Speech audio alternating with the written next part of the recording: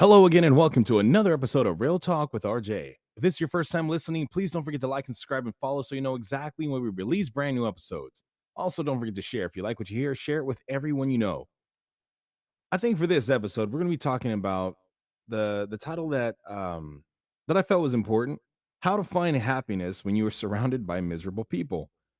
I think it's no surprise that in today's society, we find ourselves surrounded by people who wake up in the morning with the goal to be offended just to show how woke they are, how tolerant or inclusive they are. Like, for anyone who really knows and follows me in my podcast, I like all of my good friends, all of my the people with whom I associate often. They make racist jokes to me. I make racist jokes to them because they're not racist and neither am I. We think racism is stupid, so we make fun of it. That's what comedy is. Comedy is basically making fun of something where, and often if you listen to any comedians out there, comedians are always making jokes based off of pain. Like George Lopez, a very famous comedian, he's made tons of jokes. And honestly, like now all of a sudden he's woke and he's like, if you're anti LGBTQ, then I don't want nothing to do with you. But if you follow his comedy, they would make fun. Like he literally would make fun of people who were homosexuals and his family growing up. He was big on that. All of a sudden he's changed because Hollywood told him you better or else you're not going to get followings anymore or we're not going to book you for anything anymore. So he's like, okay. But for me, words only give power if you give them power. So like if somebody's cussing me out in Mandarin, which is not a language I speak, if someone cusses me out in Mandarin, it's not going to mean anything to me because I don't understand what they're saying. Those words that they're using have no influence or effect to me to cause harm. Now, if I gave those words power, then they would start to hurt me. Even if I understood a made up language, if there was a made up language and I knew that these words were insulting, I could choose to be offended. I could choose to give power to that person to influence my mood. But I have a saying that if you give a person power to make you happy or sad, you've given that person too much power over your life. And I really believe that. Like your partner, your wife, your husband, boyfriend, girlfriend, whatever the case may be, they should not have the power to make you happy or sad. They should have the power to magnify the happiness or sadness that is already in you. There's a difference. But ultimately, happiness is your choice because there are people who live in third world countries. And ironically, America is starting to become a third world country. We're losing our free speech, we're losing our identity. Um, People are demanding that we call them, and this is like I was actually talking to one of my friends who happens to be gay about this, and I was saying it's really interesting how the trans community right now is demanding that we refer to them as he, she, him, her, whatever the case whatever the pronouns they identify as.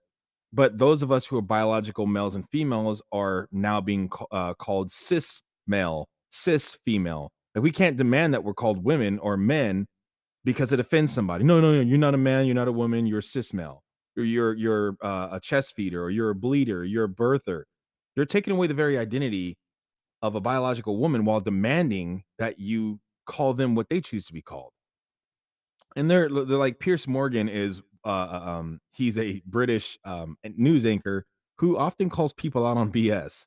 And so when he was talking about pronouns and using pronouns and he's like, you can choose to be called whatever you want, but you can't demand that I call you what you want to be called. I can refer to you as who you actually are. And this woman that was sitting on there was like, no, that's not true. These have pronouns. You have to respect that. And that's just blah, blah, blah. She was just adamant that you have to oblige a person to acknowledge them by their pronouns, even though these pronouns are starting to be created and every like with the same exact rule. Zim, zer, zem, uh, they, ver, like all these created things have the exact same meaning, but people just want to be unique in creating something that other people are going to follow. So Pierce Morgan was like, okay, well, I want to be my pronouns now are the most handsome man in the world, and you will refer to me as that. And she's like, that's ridiculous. I'm not going to do that. He goes, whoa, how come I have to refer to you as your pronouns, but you don't have to refer to me as my pronouns? If I want to be called the most handsome man alive, you have to call me that by your own logic. And we keep seeing this same thing over and over again where people are demanding a certain position and demanding that you respect their views. And then when you use logic to counter that, you applying the exact same, respect and demand, now they have an excuse. No, that's not true. You can't do that. That's not fair. You're playing with this. You're imposing. A lot of things are going on right now, and just like people are waking up to be miserable. Like if one of my white friends makes a black joke about me and I laugh, in today's society, there will be someone that goes, "Oh my gosh, I'm offended," and I'm like, "Why are you offended? You're not even black. Why are you offended?" I'm offended for you. I mean, that's a thing. What kind of audacity and self-righteousness will a person have to have, or self-entitlement does a person have to feel that they have the right to be entitled for you? Who made them the leader of feelings? Who and then there are people calling the police on other people because they felt offended by something you said. Meanwhile, they want to be protected by free speech while denying others that same right. For anyone else who knows me and follows my platform, I always say I stand and support the First Amendment, even when it's misused. I do not support, worshiping the devil, but I support the right for a person to choose to worship the devil. If that's what they want to do, they have that right. And I will stand right there next to them to defend that right because that same right defends me in serving God and following God. And if I allow them to take away the rights of someone I don't like, they're coming for mine next. That's why we have to stand and defend rights, even if a person disagrees with you. We have to stand and defend their right to speak freely. And we find ourselves in society where people are looking at and pretending to be activists.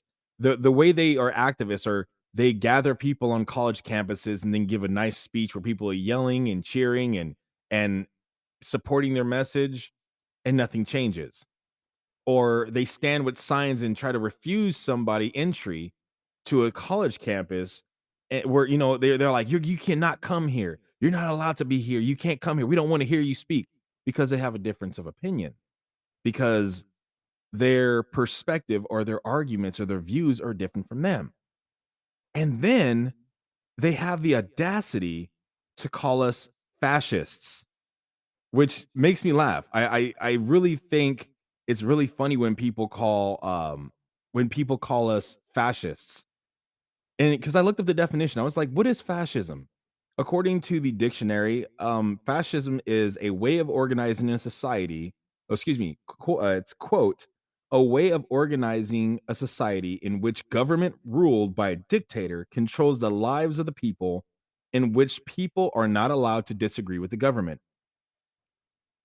It's really, I just find it ironic that the people that are yelling, "Oh, you're a fascist because you believe this. You're a fascist," are the actual ones promoting fascism. But they don't know that because they really don't know what it is they believe. They're just repeating talking points they were told to believe. They don't have their own opinions. Because if you truly believe something and truly understand something, you won't run when logic is put up against you. When people talk to me and start saying like, "Oh, you like Trump? Oh, you're Trump. You're a racist. You're Uncle Tom." I start laughing. I'm like, first of all, Uncle Tom was a hero. You got to do your history. I can tell automatically that you are brainwashed and you're just repeating things that you've heard other people say. Uncle Tom, actually, the man whose name is not Uncle Tom, it was a nickname given to him, but that man actually freed lots of slaves at the risk of his own safety. Man's a hero. Read the book and you'll see that. And then they like, "Oh, you're self-hating black person because you like Trump." I'm like, "Oh, first of all, it's not about liking or disliking Trump. The dude was effective in his job. Take your emotions out of it." Historic black colleges used to have to like go up to the government and ask the government for money every year. Trump was like, "Why do you guys got to keep coming back here? I'm signing a bill that allows you guys to get guaranteed federal funding for the next 10 years." And people were like, "Oh man, Trump wants to take away Medi-Cal and this." No, he didn't. He wanted to limit the amount of people that can use it because a lot of people are abusing it. A lot of people are there are people that need it, and those are the ones that should have it. And then there's people that are just too lazy to get up and work, and they're paying for the government. How many of you would actually like the feeling of having to pay the rent of somebody else who sits on their butt all day? Well, that's essentially what we're doing for those people who are abusing Medi-Cal, those people who are abusing the welfare system, who don't wanna work, and we have to pay their bills. We have to feed their families because they're too lazy to get up and work. There's lots of things out there that this man did as an effective president. How many new wars were started under him? Again, for anyone who does not like the man, I'm asking you to separate your opinion of the man and look at the job he did. Notice how other countries started buying stuff from us. Knowing how we stopped blowing money to other countries. Trump wasn't giving money to other countries like that. In fact, he was demanding it from them and they started doing it. And my fiance and I, we had a discussion about this recently. She's like, now the president of Mexico is actually like kind of trash talking one of the senators in Congress, saying, you guys keep running your mouth. I'm gonna send a message to all the Mexicans in America and tell them not to vote Republican or whatever the case may be. And I was like, it's really interesting. And I said like the presidents weren't talking bad about Trump like that. And she goes, "You know what? No, that's not true because President Fox, I think his name was saying, Trump was saying that we're gonna pay for the wall." And I started laughing and said, "No, Mr. President, we're not." And I was like, "You know what? You're right. He didn't pay for the wall." But I started talking to her about some things that Trump said in a meeting, and I actually looked up the proof, and it was legit. Trump sat down with the president of Mexico and said, "Look, we don't need you to pay for the wall, but what you're going to do is you're going to put your military on the other side of the border, and you're going to stop the mass amount of people from immigrating uncontrollably to America. You're going to do this because if you don't, I'm going to put a 2% tariff on everything you guys import to America, and you'll pay for the wall 2 times over." Or you can just keep security and stop people from just illegally immigrating into the country, and we'll build our own wall using, our military so it doesn't cost us as much money as hiring private contractors. And if you go and look at the research, the National Guard for Mexico stood on the other side of the border and they stopped people from coming in. People were still sneaking in from underground tunnels, they're still happening, but the overwhelming majority were not allowed. So yeah, Trump came with a position of leverage. He's like, "Look, you need us more than we need you right now. You import a lot of salsas, tortillas. You import a lot of products to America because of the fans of Latin culture. There's a lot of Latinos here. There's a lot of Mexicans here. There's a lot of Mexican food restaurants here. So there's a lot of stuff being imported from Mexico, and we could put a ban on that, and you won't make any money. But you can work with us, and you keep making your money, and we get to build our wall and stop a lot of immigration." So he came with the position of leverage. He didn't need them to build the wall. He built it first, but he brought the idea of saying, "I can make this happen either way. So it's going to happen. You just work with me, or we'll do it in spite of you." And they're like, "Okay, well, we'll take the less of two evils." If you do the work and look it up, you'll see that too. I was like, I just want to see if this is true. There's lots of articles out there and lots of pictures of the Mexico's National Guard, Mexico's military standing on the other side of the border, stopping people from being able to cross. That actually happened. And then you're looking at the situation where um like China wanted to, cause tariffs, and Trump was like, "Wait, you guys keep making so much money off of our stuff by counterfeiting it. You guys keep making counterfeit Louis Vuitton purses and Coach purses, and you're counterfeiting all of our stuff that is copyrighted. There's international copyright laws for a reason. You're not allowed to do this, and no, you're not getting any consequences from it. So you're going to stop doing that, and you're going to actually start buying stuff from us as well." And China was like, "No, we're not. You're going to keep buying stuff, and there's nothing you can do." And so Trump was like, "Okay, fine. I'll put a tariff on you guys then." And China said, "Fine, we'll put a tariff on you." And then Trump came back, and I mean, of course, I'm paraphrasing in my own words, but essentially, these are the things that happened. Trump said, "You need us more than we need you." Think about how much business goes out to China. You need us to survive and to thrive. You're making money off of our economy. We don't need you guys. So if you want to continue to do business with us, you're going to start paying too. You're going to start buying stuff from us. So then China's like, "Fine, we're going to hold out." And then when their economy started tanking and their jobs started tanking, and it just got really bad out there, that's when the tariffs just kind of started to fall away. And then they started buying stuff from us. Same thing with fuel. We started talking to the rest of the oil titans of the world and say, "We're going to start shipping out oil. We're going to stop buying all this nasty oil from you guys. You guys are going to start buying oil from us. We'll buy oil from you. We make it an even exchange, even at the playing field. Let's do that. America first." Then they started doing it. They started buying oil from us, and they lost a lot of money because it was basically a one way, money train. It was one way to them getting all the money from America, buying all the oil. Now it's a two-way thing. You know, he knew how to make deals. He knew how to negotiate with other leaders and showed them that we make more money, out by ourselves. We don't need you guys like you need us. So let's even this out. Let's be fair. Let's stop paying all the bills. Let's stop doing all this. So he was effective in that. And then within 90 days of Biden becoming president, what did he do? Gas prices went up $1.75. He cut down the pipelines. He stopped us from shipping oil out. And then we started buying oil left and right from other countries. And pretty much everyone made their money back that they lost under Trump. America is making tons of money from other countries, and now all those countries are making all that money back that they lost because Biden went right back to the old stuff that doesn't work, which is America last. And people that were upset and hearing this right now and going, "That's not true. Biden's a good president." How many billions of dollars has Biden given to make this economy better? You're still paying almost $8 for eggs, depending on where you live. The gas has not been $3 since this man has gotten elected. He's sending billions, tens of billions of dollars to Ukraine, where his wife is where the Ukrainian prime minister's wife is going on $25,000 shopping sprees on your tax dollar. Meanwhile, you're struggling to put food on your table.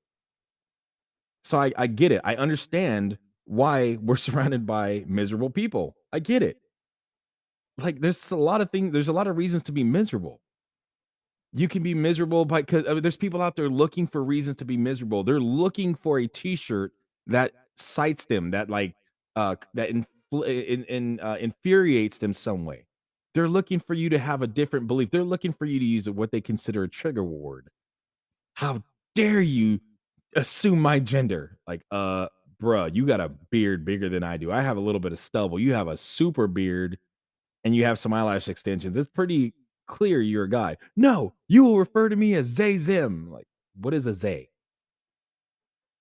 You can't change your genetic gender any more than I can change myself from being a human male to a helicopter. It just doesn't work that way. And these are lessons I learned in kindergarten. Another thing I talked about with my friend, was like drag queen story hour. When I was growing up, anytime you went on a field trip, um, or for those of you guys who don't know what drag queen story hours is, it's in elementary schools where these drag queens go in there and read stories. And often, like the footage I keep seeing is these drag queens are trying to convince children that it's okay to be a drag queen and that you should try it out and all this other stuff like that. None of my homosexual friends and associates needed any help with anybody to discover they were gay. They all knew they were gay at a very early age. They didn't need any prodding. And so when I'm talking to my friend about this, because I like to get a different perspective as well, just to see if I'm missing something, because he's gay and he's definitely he's a realist with me. He knows me, knows what I believe, and we have really candid dialogue back and forth. And he helps me see little points that I'm missing. And I was like, I just don't think that it's proper or appropriate for a drag queen to be in an elementary school. They have no place. Drag queens are adult performers. The drag queen concerts and performances 9 times out of 10 are very sexually based. They're not just dressing up and being hi, how are you? They're very, very adult and sexually suggestive. I've seen some of them. I've seen them.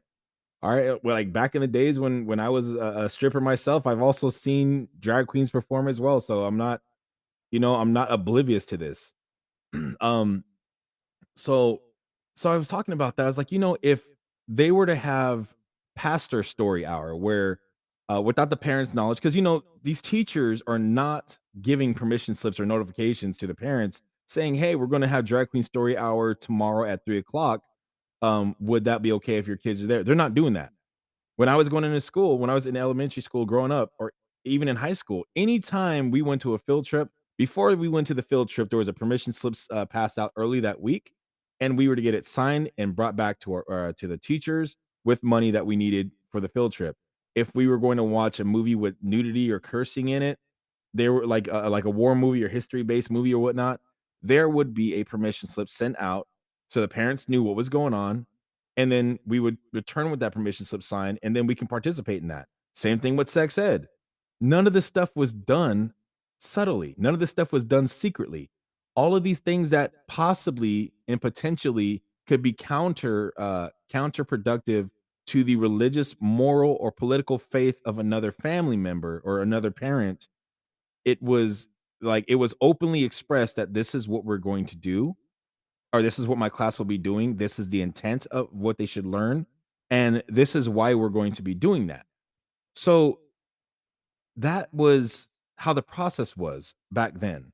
Now, drag queen story hours are happening without permission slips or notifications to the parents. There are kids in school that are playing legitimate prostitutes. I mean, they're not actually doing anything, sexual, but they're playing a role as a prostitute and trying to seduce a teddy bear. Like this actually happened recently.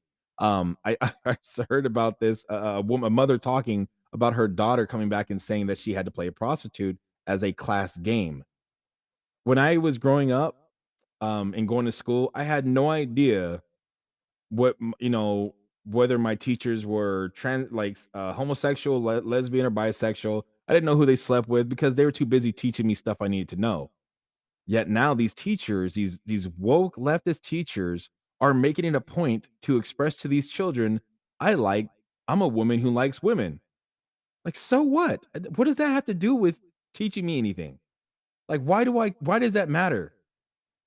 Like, I don't introduce myself, like, when I get and have conversations with strangers, I don't walk up and say, "Hi, my name is RJ. I'm a Christian. I follow." I don't. There's no reason to do that. It's not necessary. It's not organic, and it's not relevant to the conversation at that time. I know that people will notice I'm a Christian by me living a Christian life. People will see that example. It will stand out. And at some point, they're going to want to know what is different about you. And that gives me the opportunity to share what I believe with them. But if you have the most delicious, as I've said this many times in recent or in past broadcasts, if you have the most delicious piece of fruit, the most delicious and amazing piece of fruit, and you eat that fruit, and then you shove it in the face of, try to force it down the throat of somebody else, the first thing you're going to do is they're going to block it and try to get it away from them. But if you eat that fruit and go, "Oh my gosh, this is incredible," and it looks good, and you just offer it, "Would you like some? Or I have an extra one here. You can have some for yourself. Would you like to try it?" It's up to them to try it. That's the only way they're gonna come to know what you're saying is true is by seeing you eat it, seeing how it works for you, and then giving it a try themselves. To force any belief systems on anybody is not okay. I am 100% against forcing Christianity on people. I don't think anyone has the right to force their beliefs on anyone. I don't believe it's okay to indoctrinate children to believe that there's something they're not when they have no idea who they are until probably when they're 25 years old, 23 to 25. That's when your brain completely is formed at that point. Um or the frontal lobe or whatever the part of the brain is called that actually helps you make wise decisions. It's just really interesting. Like we're being surrounded by people that are indoctrinating our kids. And then another thing that's miserable is we got leaders in the NAACP in the Florida chapter trying to call for a travel ban because Governor Ron DeSantis is actually he's rejected um a course called African American Studies. And, before anyone can get hold of what that video was, or excuse me, of what curriculum was in there, Whoopi Goldberg and the rest of her crazy View hosts, they were out there, "Oh, he's being racist. He's trying to suppress us. He doesn't like black people and this and this." They were immediately pulling the race card. And I find that ironic how the woke immediately pull for the race card. And if race card doesn't apply, they go for the homophobic card. And if the homophobic card doesn't get pulled, it doesn't apply, they'll say you're a bigot, they'll call you names and try to shame you into silence. They don't use logic. They don't bring proof and evidence to their argument. They use feelings and they try to silence you from speaking so that nobody else will find that what they believe may actually be incorrect. I see Ben Shapiro and other very prominent individuals that are open to debate go to college campuses and they openly take questions because they've researched what it is they believe and they can defend what it is they believe. And all these other people that come and fight with feelings, they think that they're going to blow them out of the water, and then they get asked a single question that completely dismantles their entire argument. So we're in a society right now that is surrounded by people who think activism is tweeting about something or making a TikTok and crying on the camera. What about when George Floyd was standing there? How many people helped him? We had riots because people, and again, I don't think like when I saw the statue of Abraham Lincoln and a slave bowing down to him, like I looked at that statue for the first time for like 5 seconds and knew exactly what was going on there. There are people that live there say that statue has been a burden to me. I've hated seeing that statue, seeing a black man bow to a white man. I was like, that is not what's happening in that picture and that statue. President Lincoln is standing in triumph because he just won the Civil War and freed the slaves, and that slave is on his knees showing gratitude for being free because of the choices that President Lincoln made.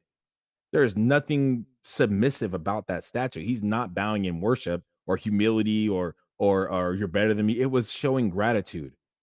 And they took that statue down. And what did they put in its place?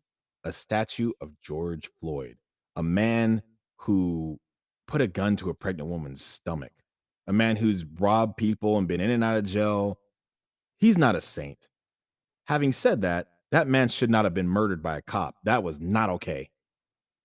But we're focusing on the cops because the agenda is cops are bad. Cops are horrible. Do you know how law enforcement was started? It was started by a bunch of people who wanted to a bunch of slave owners who wanted to go capture runaway slaves. So they made the police department to go capture runaway slaves.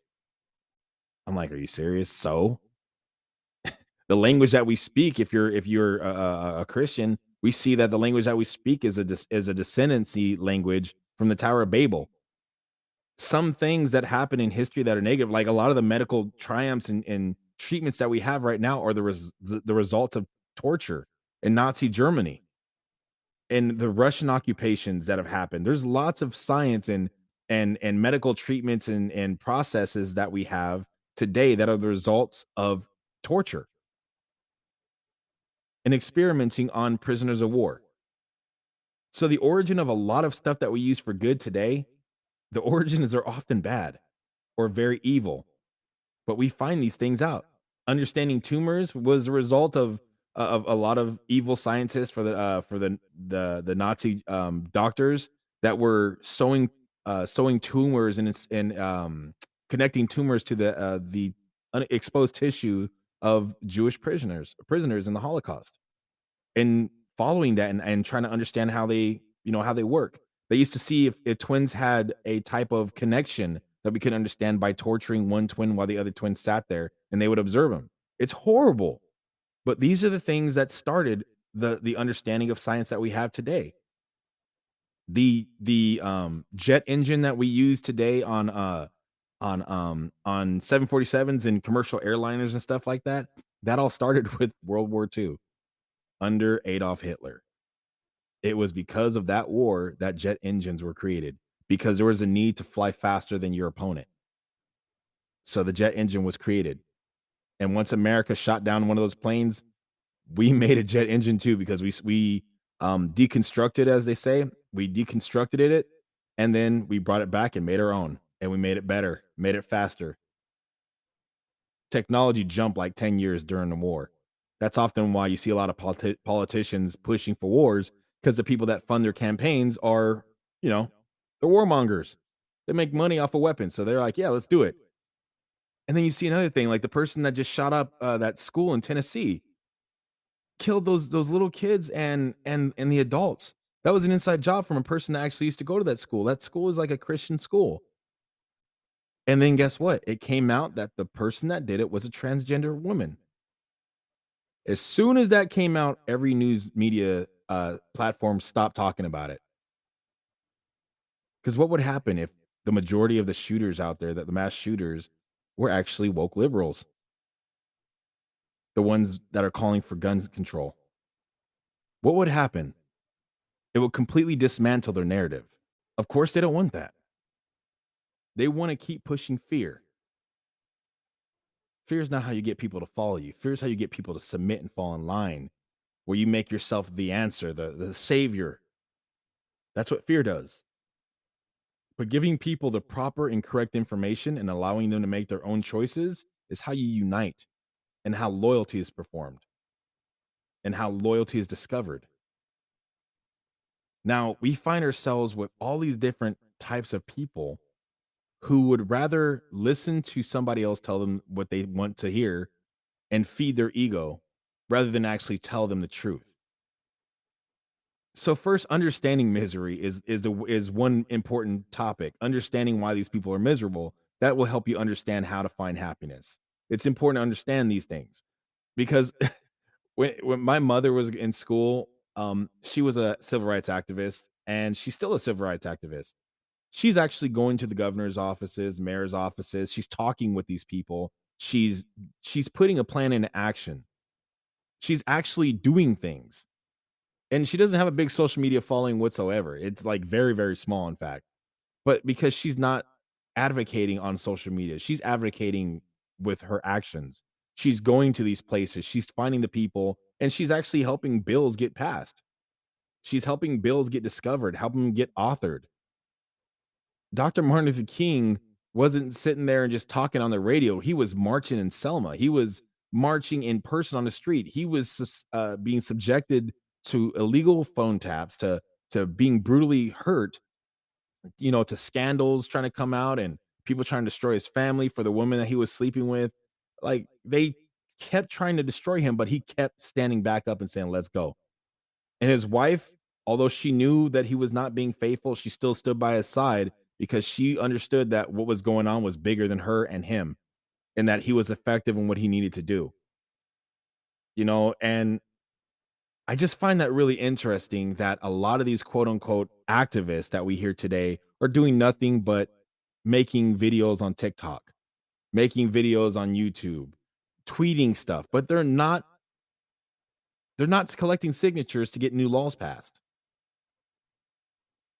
They're not, going to other places to try to educate other, individuals so that they can get laws passed and influenced. They're not demanding that, their Congress people actually start enforcing the law in the way that it needs to be enforced. No, they're just going through the actions without taking action. It's really, really interesting conundrum that I keep seeing. So, with all this misery with all this misery that we keep seeing highlighted on everyday news, what do we do? I'll go back to the George Floyd incident. When that police officer, just because I honestly know myself, I know how I would act in certain situations. I'm a doer. I don't wait for somebody else to do what I'm there to do or what I can do being there first. I carry an EMT pack in my trunk always, just in case, because I've been the first responder. I've been the first person on the scene of an accident many times. And because I knew what to do and I was ready, I was able to stabilize or direct traffic or make the scene safe for fire trucks to get there, or I was able to stabilize a person until fire trucks were able to arrive on scene and take over. I performed CPR on a person who had hung himself.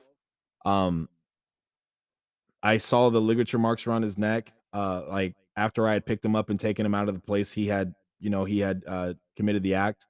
And I was directing other people I was directing his girlfriend to actually breathe in his mouth and do breaths and everything. And I was really hoping that I can bring him back, but unfortunately, he had been gone for too long, and it was just impossible. And once the police department came, they looked and inspected. The police officer didn't even notice the ligature marks around his neck. He just felt his hands, and I directed his eyes to the neck, and I was like, "Look at his neck." And this whole time, I'm doing chest compressions. This whole time, I'm doing crowd control because everybody else is frantic. So I'm trying to calm them down by being calm and speaking to them in a way that will calm them down and keep everyone controlled. Because if they start going crazy, that's when they start pushing you off them. They're trying to love them back to life, and it doesn't work that way. You have to do these compressions. You have to do this proper process to hopefully resuscitate an individual. And then when the fire department came, they saw what I was doing, and then they asked me to continue doing chest compressions until they put an apparatus on them that would do it for me. I was doing chest compressions for about almost 20 minutes. That's how long the whole entire thing started before the fire department took over. From when I heard a loud scream and I ran down or jumped down this ladder. Actually, I slid down the ladder because that's the fastest way to get down. I slid down a ladder, ran over there. I still had some welding equipment on, and I just sat there and I got on my hand. I saw them trying to press on his chest, but they didn't know what they were doing. And I could not get into the trailer that he was in just because there isn't enough space for me to do what I need to do. So I know how to move a body dead weight. And I remember him being so light. Like he was lifeless and he was very light. Maybe he was light because my adrenaline was pumping, but I picked this gentleman up and I laid him on the ground. His pupils were completely dilated. He was non-responsive and he wasn't breathing. And I checked for pulse, didn't find anything, and I immediately started doing chest compressions and directing his girlfriend to breathe and keep performing rescue breaths for him at my direction. And there was just nothing that we could do. And I felt so sad because I couldn't help this person. But then I had to reassess my perspective and say there was nothing I could do. He was already gone. I would love to have brought him back, but it just wasn't in the cards for him. And I knew what was going on. The fire department were talking to me and communicating that he was DOA, dead on arrival. Once they came there, he was already passed away. Um, and I had to just kind of keep um, a wall between his family and the first responders so that they wouldn't stop them from doing their job. So I kind of started doing crowd control. It was a very hard experience, but I choose to always be ready because you never know when it's going to be your turn to make a difference in someone else's life. The fact that I actually tried was something that stuck with every one of their families. So every time they saw me, they would give me hugs and tell me, "Thank you so much for what you try to do. We really appreciate that someone actually cared." And I could easily say, "Well, just wait for the police to get here. It's not my problem." But I was there and I didn't hesitate to act. And I'm not saying everyone's like me, but I'm just saying being a former Marine or being a former active duty Marine, like, I was trained to not wait for somebody else to act when I'm there. Help is already there and I'm not. If that's who I have to be at that moment, I'm already there and I'm not going to wait for somebody else to do the job. God put me there for a reason and it's time for me to get up and do what God put me there to do. That's how I see life. So, if I were watching George Floyd have a knee on his neck, I'm familiar with the body. I'm familiar with pressure points, places where places you can strike a person to paralyze them, things like that. From my martial arts experience, I'm familiar with those things. So for me, rather than do what all those other people were doing and yelling at the cops and they just were recording. That's the thing that really pissed me off. None of them got arrested for an accessory. None of them got like slandered on TV. The whole focus was only on the police. There's no way I would have stood there and recorded while a man is being murdered. I would have directed that police officer with his neck on his or his knee on his neck to say, and this is 100% true, I would have done this. I would have said, "Sir, your knee is on his artery. He is going to die. You're going to execute him. Sir, I need you to take your knee off his neck and put it on his back. I'm not going to ask you again. Sir, you need to stop this because at this point I am preventing a murder." And I would have kicked the officer. They would have immediately arrested me. They would have pressured me, put me in handcuffs, and probably beat me up. But George would still be alive, and a lot of property damage would have been avoided, and it would have been worth it. And as a result, a man would have lived. That cop would have been pissed off. And then when it comes down to going to jail, and they would have arrested me and taken me to jail, probably beat me up in there as well, and they would have done all kinds of stuff to make a point. But when it came down for my time in court, I know a lot of people would have made sure that that was televised, that that court appearance was televised. And when it comes down to talking to the judge, I would say, "Your Honor, I was not assaulting a police officer. I was stopping a homicide." That's 100% legal, whether you're wearing a badge, whether you're, wearing a burglar, clothing or whatever the case may be. Regardless of what uniform you're wearing, stopping a homicide is always legal. But nobody did anything. They just stood there and watched him. So there's all these people, and we have created in society a mentality of absentee activism. I just came up with that, but it is such a good title. That's what society does now. Rather than actually saying, "Hey, we need to unite, we need to stand strong, let's do this." Rather than doing that, they just go through the acts and never do anything about it. I'm really curious at why these mega churches, with all this indoctrination going on in public schools, why are these mega churches not creating schools? Why are these churches not gathering together saying, let's make a conservative school for our members so that we don't have to worry about the kids being indoctrinated? When I was talking to my friend, I was telling him, you know what? I believe there's a time and a place, and I believe that drag queens have no purpose and no place in schools. It's not an adult place, it's a kids' venue. I literally just watched a video on, if you guys ever go to YouTube and check out The Officer Tatum, there's a guy that he's a former police officer from Arizona. Brandon Tatum is his name. I love watching him. Sometimes he says some things with which I disagree, but for the most part, the dude's spot on. He does his research and he's really good at what he does. And he's very effective and he has really reliable information like 9 times out of 10, 99% of the time, his information's on point. So he was talking about, he's like, how in the heck are these people not in prison? And he shows this video of this 13-year-old little boy dressed in lingerie, surrounded by adults, recording him as he's dancing. Like, it's almost a strip dance, except he's not taking his clothes off. But if he sneezed the wrong way, a body part would fall out. Like he was walking in heels, like highest, like 5-inch stiletto heels, better than some women that I've seen walk in heels. And I was just so shocked that these adults were just cheering that little boy on and recording him as he did that. I'm so shocked that our kids are being indoctrinated to knowing the sexuality of their teachers when that has nothing to do with Sulfur X or who was the first president of the United States. I can't believe that when parents are filling the town halls, they're like wall to wall filling and standing room only, filling town halls of the district of various schools, asking them, why do you have adult, sensual books, pornographic books inside these libraries for kids? Why are they there? Seeing a 10-year-old little boy read from one of the books that was there and express a story talking about how the librarian offered to give him the more graphic version of that book. And the teachers are like silent on it. They're not saying anything back. They're not answering any questions. This is grooming. This is grooming at the highest levels. Where are the churches? Why aren't the churches building schools to save these kids from getting indoctrinated?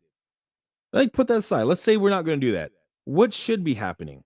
In my opinion, it who you follow, who you serve should not come into the classroom because there's so many different beliefs and it's irrelevant to teaching math. It's irrelevant to teaching history. It's irrelevant to all that. It has no point in the classroom in that instance.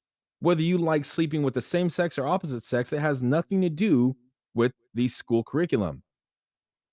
And the reason why Governor Ron DeSantis actually stopped, and also other senators there, stopped and vetoed the African American Studies um, uh, uh, um, classes that were trying to be offered was because they were trying to subtly introduce things that had nothing to do with Black history. In fact, one of the topics, there was like 3 topics, that they try to introduce subtly. And this is one of the things. We say you should not judge a book by its cover. We say that we shouldn't assume things, but what they often do is they try to these woke activists try to put, or these woke senators and these liberal leaders in the world, they put these nice pretty titles on something dark and poisonous. So let's say for one, like topic 4.15 for the African American studies curriculum that wanted to be taught in Florida is intersectionality and activism. And the reason why they denied it is because they claim that intersectionality is foundational to CRT, critical race theory, and ranks people based on their race, wealth, gender, and sexual orientation. The included reading for that topic or that section was Kimberly Crenshaw, known as the founder of intersectionality, co-editor of Critical Race Theory, the key writings that formed the movement, and Angela Davis, the self-avowed communist and Marxist. Then topic 4.19 is Black queer studies, included reading Roderick Ferguson, who exclaims we have to encourage and develop practices whereby queerness isn't a surrender to the status quos of race, class, gender, and sexuality. It means building forms of queerness that reject the given realities of the government and the market. So, one of the other things is activism for Black lives. So, rather than actually talking about education and actually history, because in my opinion, I think it's an insult that for one, that Black History Month is the shortest month of the year. And two, I think that Black history is limited to a month. Black history is American history. They don't limit any other culture to, a month or a week for teaching history. Black history is American history. And they should be teaching it interchangeably with any other culture, any other race when they're talking about history. So to give us a month and say that, "Oh, we're gonna just talk about Black history only on this month," it's kinda like, like affirmative action. Like, "Man, well, I gotta hire a Black person so that my company doesn't fall under and get penalized. So you, come here." Like, I don't want a job just because of the color of my skin. I want a job because I'm the best guy for it. So now, rather than talking about actual history, they're trying to indoctrinate your kids. They don't care about teaching African American studies, they care about indoctrination. And indoctrination is exactly what they did during the Holocaust. Those little innocent children were indoctrinated to believe that Jews were rodents, dogs, they weren't humans, that they were the enemy, they're the reason why Germany fell in the First World War. And this is actually what Adolf Hitler did. He during the First World War, they got their butts handed to them. The Allied forces destroyed the German forces. And when they came back, Germany was poor, it was very sad, but the Jews still had lots of money. One of the reasons why is because they look out for each other as a community. They lift each other up, and part of their religion is deals with finances, teaches them how to manage money the right way. So they tend to do a lot better because it's part of their culture. So all these Germans that were sad, that were miserable and hungry and starving and trying to find ways to feed their family, watching these Jews thrive, even after serving in the military, they go back to a business and they saw that and they got jealous, they got mad, so they needed to blame somebody. And rather than blame the pride of the government of Germany, they decided to blame the Jews and say it's because of them. They didn't want to fight hard enough. They didn't want to put enough money into it. Look at they're taking our culture. So the first thing they do and look at the symbol or the similarities to then and now. I'm not saying this is a Holocaust, but I'm saying look at the preliminary similarities. First thing they did was start to dehumanize the Jews, kind of like they're dehumanizing males and females, biological males and females, but calling them cis. It starts with one little word or phrase by calling us cis males and cis women, breeders, chest feeders, birthers, all these little nicknames that take away who we actually are. That's what it starts. And then the silencing of the Jews was what come next. Jews didn't have they could not be represented, excuse me. They could not be represented in any type of law enforcement, any type of authority positions. They were even losing lots of business because no non-Jew was able to go shopping in their stores. And then their stores were shut down little by little in stages. First, they were dehumanized, then their voices were taken away, and then all their guns were taken away from them. They were not able to protect themselves. That's what a lot of these Democratic leaders are trying to do now. They're trying to take away our guns and saying there's no reason for you to have a 30 round magazine. There's no reason for that. Like, yeah, now who's to say there's not going to be a reason? There was never a reason for a revolution when our ancestors were under King Henry or King George, back when we were the property of Great Britain. But then they're like, you know what? Why are we paying this king all this money when we're the ones doing everything here? So we're going to just go ahead and we're going to start our own country. Read the Declaration of Independence. It says it right then and there. It's like, the reason why we need to do this is because we have to. The king's not letting us have our own autonomy and run our own country this way. So we have to, because this is the only way we're going to thrive and survive. So there became a need for arms because the government that once controlled our ancestors was going to attack us. So we need to defend ourselves. So right now, there may not be a need for a 30 round magazine, but what happens if the government turns on us? Listen to the people of Venezuela talk. There's lots of videos out there on YouTube with people who came from communist Venezuela, where they were like, or Honduras, and places where they took all their guns. They're like, well, the first thing they did was they said we're going to take our guns away just to protect you and make sure that everyone's safe, no one hurts anyone else. And then right after they did that, they rounded up all their opposition, everybody that opposed them, and then they executed them publicly. This has happened in multiple countries. And you hear Maxine Waters over here talking about if you see a Trump supporter, go form a circle around them, form a group, and cause problems for them. Make sure they know they're not welcome. So you're seeing people get assaulted in broad daylight just because they're wearing a "Make America Great Again" hat. But yet you can wear a Bernie Sanders hat or a Biden hat, and the worst thing somebody would do is say thanks for the high gas prices, and then keep it pushing. So it's literally right now they're censoring. The government is pushing to censor anyone who has an opinion different from them. We're seeing all this evidence from doctors that were canceled, that were fired, unlicensed, who were speaking up against what the government is saying in COVID. And the Democratic government actually passed a law that said that hospitals and doctors are not allowed to speak against the government when it comes down to their narrative. Of course, that wasn't publicized very much because people didn't want you to know about it. And then they're over here telling us, oh, well, the vax is safe. It's 100% safe. You can take it. It's safe. But they're suppressing all the people that are dying from it. And they're also suppressing the fact that if you were to have a medical complication as a result of it, you couldn't sue the companies that made it. They were immune from your lawsuits.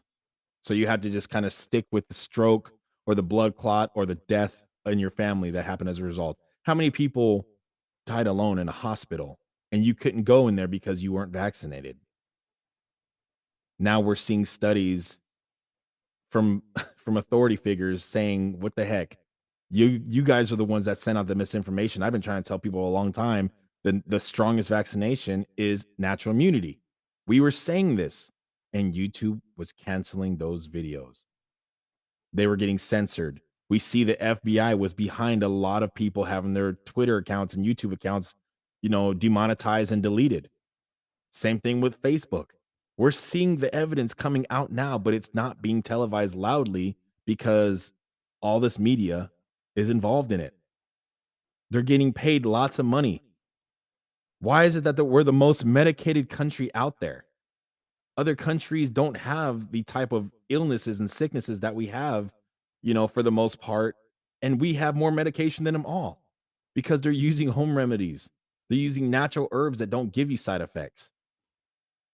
Do you really think that the pharmaceutical companies want to heal you? If they heal you, they lose money. They lose clients.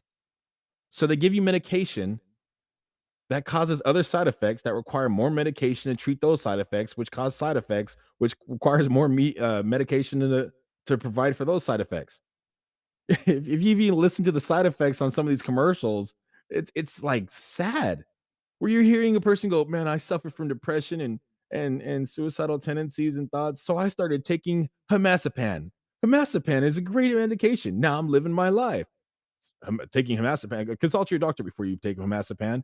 Side effects of taking Hemazepam are suicidal tendencies, thoughts, and also trying to hurt yourself, hanging yourself. Like, what the heck?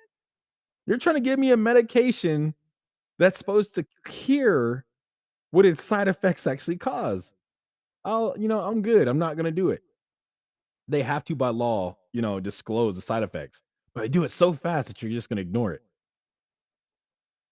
They're programming us to think, oh, well, everything has a risk, but it's not that bad. Ultimately, look how happy that person is. I want to be happy like that, so I'm going to try this medication. And you're dependent. You can't function without that medication. But how come other countries don't have this same level of depression and these types of problems? And often they're living in worse conditions than we are. I just find that interesting. So when we're talking about all this, what is the answer? How do we find happiness when we're surrounded by miserable people? That's a really important question. because happiness is a choice and it's not circumstantially based. We've seen wealthy people who like have tons of followers. They've done millions of concerts, they've done millions of dollars in sales, and they still off themselves because they're miserable. Robin Williams, a sad loss. That man is a genius. He's incredibly talented, but he suffered depression. The old adage, money doesn't buy happiness, is real. Kurt Cobain, the singer, I think from Nirvana, um, Chester Bennington, I think his name is from Linkin Park. Like these guys were exceptional artists that suffer from depression and various other elements that they didn't tell everyone about. And they still chose to off themselves. So money doesn't buy happiness. Living in a nice, luxurious home doesn't buy you happiness. Yet you look at third world countries, you look in places like India where the economy is horrible, where there's human fecal matter on the floor, like right there on the ground. You look at some of the homeless people here in Los Angeles or in San Francisco, or it's really interesting that homeless rates always are highest in Democratic run states. Always find that interesting. But like you look at that and you still see these guys laughing. You see them like just like having fun and enjoying life. And there's lots of people out there that think, oh, well, we need to do more from the homeless. Let me just clarify something. And this is from me talking to a number of homeless people and also having been homeless myself. I've slept in the back of my car a number of nights because I didn't have anywhere to go. I've done this. Like I understand it to I don't understand homelessness to the level that a lot of other people are homeless understand it, but I do understand it to a point. And I'm telling you, there are a large majority of the homeless would rather be homeless than have to pay rent, have to get taxed, have to have all these responsibilities of paying the bills on time. They'd rather live for free and get handouts from everybody else because it's easier. They talk about it like, dude, why would I want to go to work for 8 hours and slave my life away when I can just sit here and ask for money, panhandle for a couple of hours, make a couple $100, and then I go out and buy whatever I want, buy my drugs, get high, and then go to sleep, wake up, get high again, go to sleep, wake up, go get something to eat, get high again, go to sleep. I like my life. They actually say that. But then you have a handful of those individuals who are in those communities who actually don't want to be homeless. They're homeless because of situations outside of their experiences. Lost their job and couldn't feed their family and end up losing everything. And they moved too far away from their family to get any help. There's lots of little stories, but the overwhelming majority of people who are homeless, they actually would rather be homeless than be put, than have to work. And because ultimately we want to have a dialogue about this. We want to be able to talk and exchange ideas and enjoy the different perspectives of other people so that we can find out how to get better, how to grow stronger, how to improve. And again, thank you so much for following it up and getting back on here with me. And it's just the way to find happiness when you're surrounded by so many miserable people in society is to understand that it is a choice. It is not based off of where you live, it's not based off of how much money you have. There are very impoverished individuals who are exceptionally wealthy, emotionally, who have lots of happiness and joy, and who are just living life to the fullest. And then you have lots of people who are miserable, who go to these parties and never have fun. They're just going there because it's what they do. It's part of the wealthy life. They have to go show their faces to meet business partners. They go on vacations, but they're never enjoying the sights. It's like, could you imagine having lots and lots of money? You've gone to France 100 times. You're like, it's just France. I've been there. I've done that. Versus a person who's never gone to France and then goes to see it and goes, oh my gosh, this is incredibly beautiful. This place is lovely. They go to the Louvre and go, wow, this is breathtaking. Happiness is a choice. It's not monetary based. Now, granted, having money does make it a little easier to be happy, but it doesn't make you happy. So when I'm at work, if I'm around people who are miserable, rather than be miserable with them, I choose to be happy. If they don't want to be around me, and this is just like my work ethic period, not just where I work now, but my work ethic period. If I am around people who just don't want to be happy, that's fine. That's totally fine. They can go ahead and be miserable all they want, but I'm going to be happy. I choose to be happy. I choose to not allow the misery of others influence my happiness. It is my choice to be happy. And that's why happiness is a choice. And it's something that is a deliberate choice, in fact. It's a deliberate response to, it's a deliberate response to a situation. You know, I could if I get in a car accident, I can be really mad and like, "Ah, what the heck?" Or I can be like, "Thank you, Lord, that I'm in one piece, that I wasn't injured. Thank you that my car is not worse off than it could be. Thank you that I have insurance that can cover this. Thank you that the other person's not hurt. Thank you that the child in that car is not injured or hurt badly." It's all choice. It's all about what we choose to do with our actions. So if we're not careful, we're going to end up falling into the misery surrounded by other people as well. And that's what we don't want. Don't give anyone else the power to influence or control your emotions. If you've given anyone else that power, you've given them too much power. That's the real secret. If you want to succeed and thrive in a job, especially if you're a believer, pretend that Jesus Christ himself asked you to do every task your boss asks you to do, and do it as if you were doing it for them. Do that task as if Jesus himself asked you to do it and you're doing it for Jesus. If you're not a believer, do it as if the person you love most asked you to do that. Do it for them. Everything you do, do your best for the right reasons. And at some point, you're going to be elevated to the right places. Be happy because you can. Who actually wants to be miserable? What joy is there in being miserable and focusing on the things that you lack rather than looking at the abundance of what you have? Every second we are being blessed. Every second. We often think about, oh, well, I don't have this, I don't have this. But what about the good things you don't have? You don't have a tumor in your head. Maybe that's a blessing that you have. You don't have a tumor right now. A plane didn't just fall into your house. You didn't get in an accident on the way home.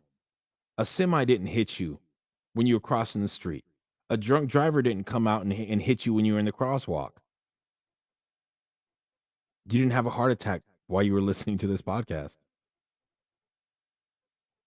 You know, like there's lots of reasons to be thankful. And those are all reasons to be happy. Thank you so much. I really appreciate that you could be anywhere by choice.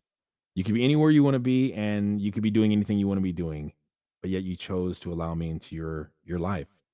Thank you for inviting me into your house, your homes, your places of work, your cars, your ears, and your heart. Until next time, this is Real Talk with RJ signing out. Because ultimately we want to have a dialogue about this. We want to be able to talk and exchange ideas and enjoy the different perspectives of other people so that we can find out how, how to get better, how to grow stronger, how to improve. And again, thank you so much for following it up and getting back on here with me. And it's just the way to find happiness when you're surrounded by so many miserable people in society is to understand that it is a choice. It is not based off of where you live. It's not based off of how much money you have. There are very impoverished individuals who are exceptionally wealthy, emotionally, who have lots of happiness and joy, and who are just living life to the fullest. And then you have lots of people who are miserable, who go to these parties and never have fun. They're just going there because it's what they do. It's part of the wealthy life. They have to go show their faces to meet business partners. They go on vacations, but they're never enjoying the sights. They go to it's like, could you imagine having lots and lots of money? You've gone to France 100 times. You're like, "Ah, it's just France. I've been there. I've done that." versus a person who's never gone to France and then goes to see it and goes, "Oh my gosh, this is incredibly beautiful. This place is lovely." They go to the Louvre and go, "Wow, this is breathtaking." Happiness is a choice. It's not monetary based. Now, granted, having money does make it a little easier to be happy, but it doesn't make you happy. So when I'm at work, if I'm around people who are miserable, rather than be miserable with them, I choose to be happy.